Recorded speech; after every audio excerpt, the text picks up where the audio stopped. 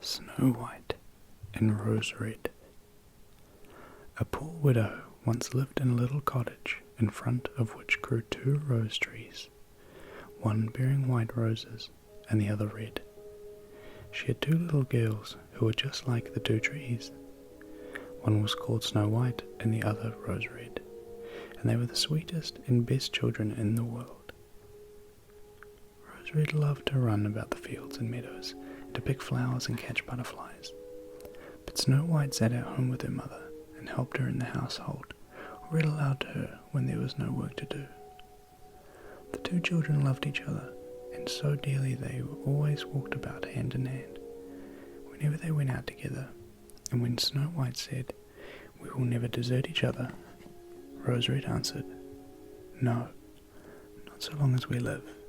And the mother added, "Whatever one gets, she shall share with their sister."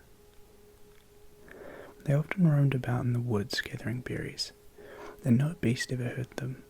On the contrary, they came up to them in the most confiding manner. The little hare would eat a cabbage leaf from their hands, the deer grazed beside them, the stag would bound past them merrily, the birds remained on the nearby branches and sang to them. No evil ever befell them.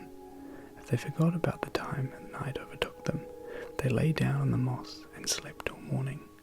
Their mother knew they were quite safe and never felt anxious about them.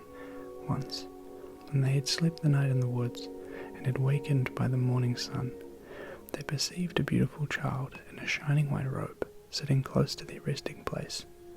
The figure looked at them kindly, but said nothing, and vanished into the wood.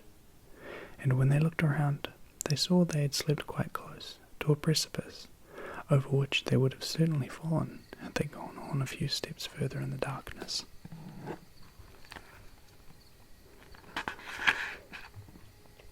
When they told their mother of their adventure, she said what they had seen must have been the angel that guards good children.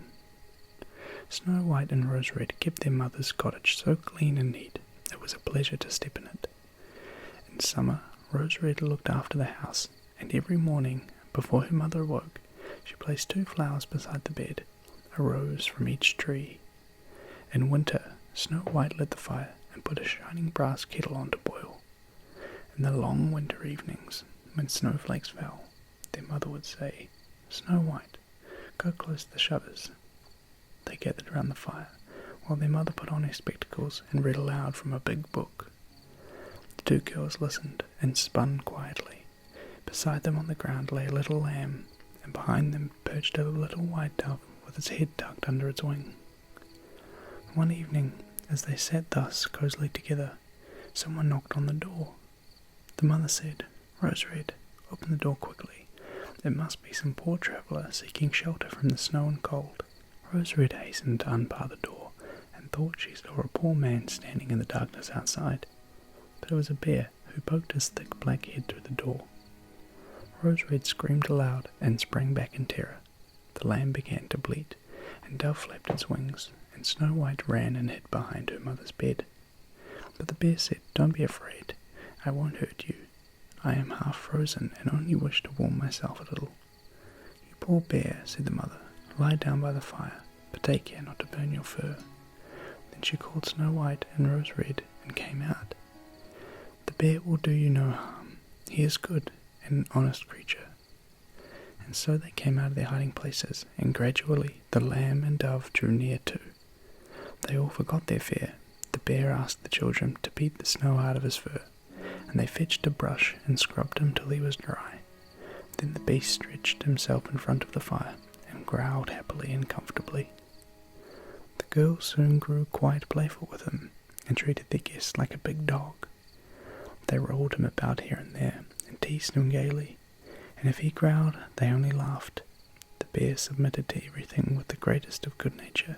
"Oh, spare my life, Snow White and Rose Red. Don't beat your lover dead." When it was time to retire for the night, and the others went to bed, the mother said to the bear, "You can lie there on the hearth. It will be a shelter for you from the cold and wet outside." As soon as day dawned, the children let him out, and he trotted off down through the snow into the wood.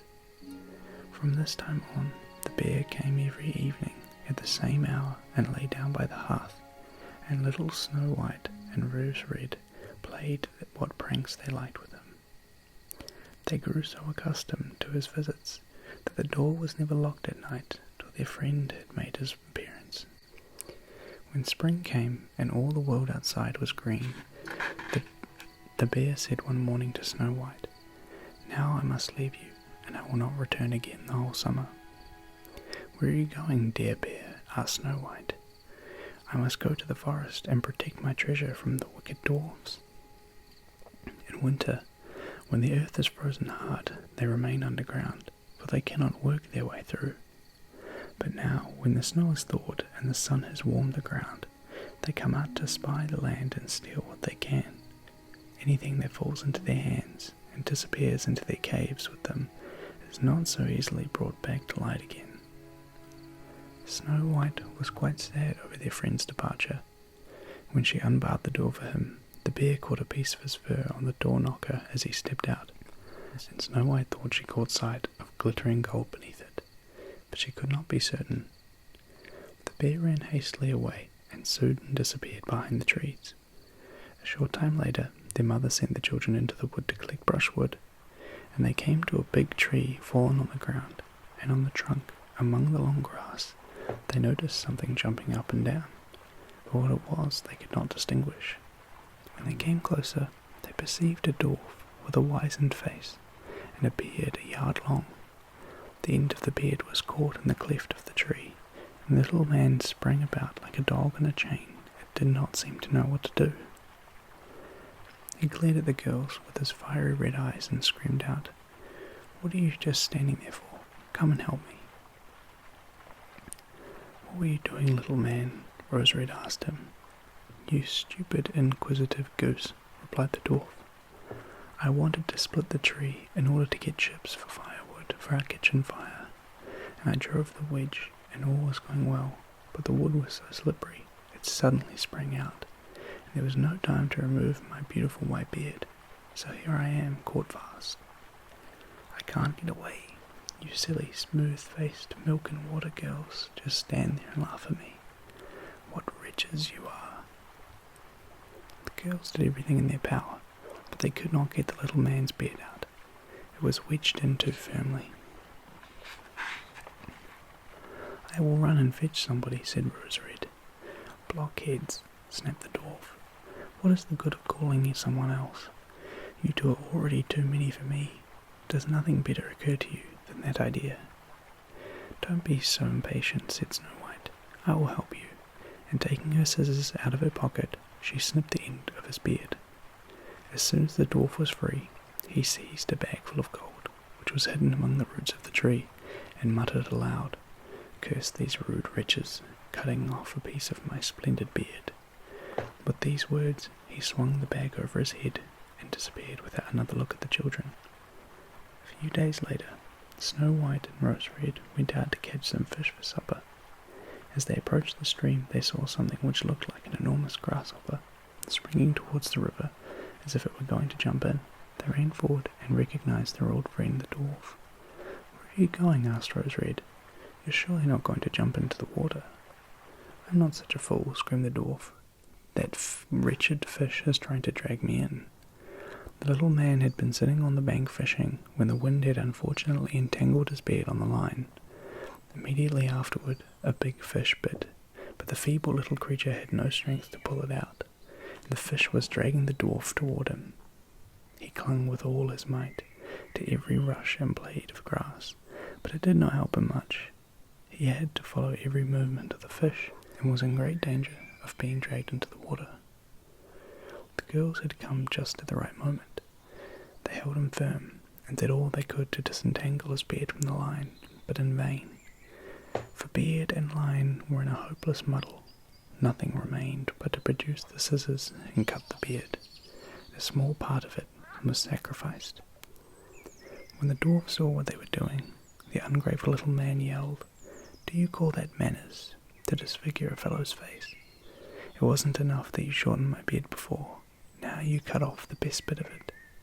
I won't dare show myself like this before my own people. I wish you'd never come at all." And then he picked up a sack of pearls and lay among the rushes, and without saying another word, he dragged it away and disappeared behind the stone. Then he picked up a sack of pearls that lay among the rushes, and without saying another word, he dragged it away and disappeared behind a stone. Soon after this, the mother sent the two girls to the town to buy needles, thread, laces, and ribbons. The road led over a field where huge boulders of rock lay scattered. As they walked along, they saw a big bird hovering in the air, circling slowly above them, but always descending lower, till at last it settled on a rock not far from them. Immediately afterward, they heard a sharp, piercing cry.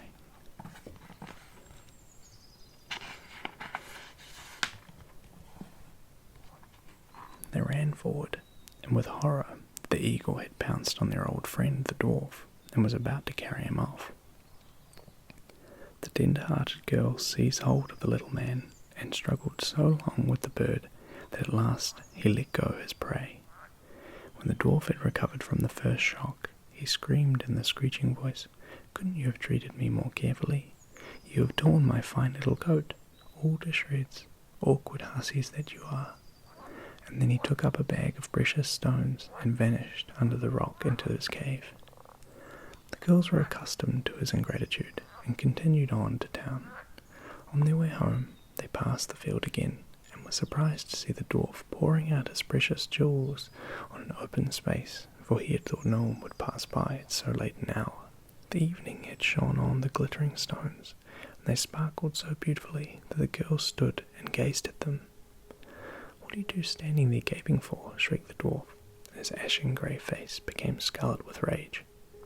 He was about to run off with these angry words when a sudden growl was heard, and a black bear trotted out of the woods. The dwarf jumped up in great fright, but he had no time to reach his hiding place, for the bear was already upon him. Then he cried in terror, "Mr. Bear, spare me. I will give you all my treasure.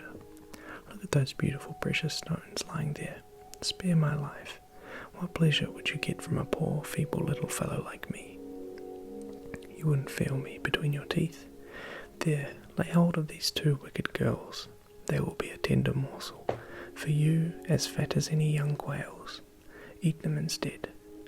The bear, paying no attention to his words, gave the evil creature one blow with his paw, and he never moved again. The girls had run away, but the bear called after them, "Snow White and Rose Red, do not be afraid. Wait, and I will come with you." And then they recognized his voice and stood still. When he was quite close to them, his bear skin suddenly fell off, and a handsome young man stood beside them, all dressed in gleaming gold. "I am a king's son," he said, "and was bewitched by that wicked dwarf. Not only had he stolen my treasure, but I was doomed to roam about the woods as a wild bear, till his death should set me free. Now he has the punishment he deserves." Snow White married the prince, and Rose Red married his brother, and they divided the great treasure the dwarf had collected between them. The old mother lived peacefully with her children for many years, and she carried the two rose trees with her. They stood in front of her window, and every year they bore the loveliest red and white roses. That was Snow White and Rose Red.